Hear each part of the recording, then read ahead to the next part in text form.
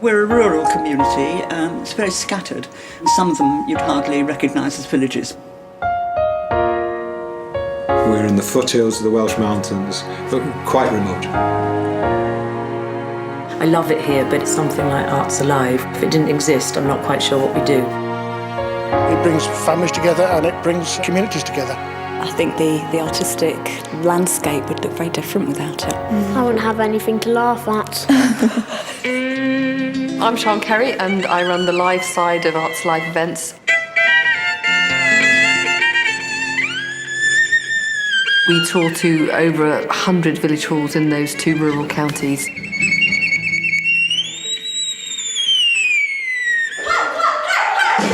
My name is David, and in this play I play guitar. The audience is involved, and they are part of the comedy. The response is great. The whole evening, it's just brilliant. You seem to have a closer relationship to the artist than you do at a bigger venue. Arts Alive is essentially a partnership between us as a professional agency and our volunteer promoters. I learned of Arts Alive by going to a performance, and I was so impressed with the quality of it. I thought we must have something here. What we have in our village hall, thanks to Arts Alive, is very, very high quality. We would never get the chance of hearing the sort of music that we heard tonight without their backing and funding. There's no way I could do it without the volunteers. They're fantastic. They can choose about 40, 50 shows, and that covers music, dance, puppetry, theatre, everything that's live that happens, they can have. The absolute important thing is that it's got to be really good quality. Me and Mum went to Edinburgh, and 2 of the shows that we saw there were subsequently brought to Shropshire, which was great because it means that we are seeing things that have been performed and have got lots of accolades and things in our local village hall.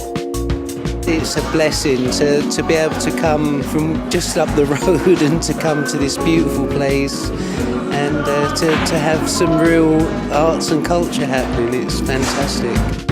As well as getting world-class theatre, we get theatre and music from around the world. My friend Omar and me, we come from Niger, and it's a very beautiful country.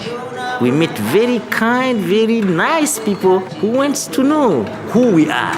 It will break down barriers, it will broaden horizons, and people are able to celebrate cultures other than their own.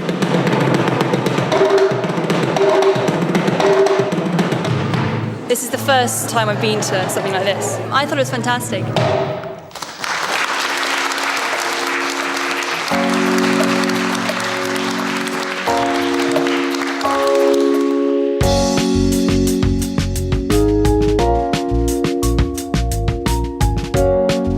On the face of it, Flix is about touring film to village halls across Shropshire and Herefordshire.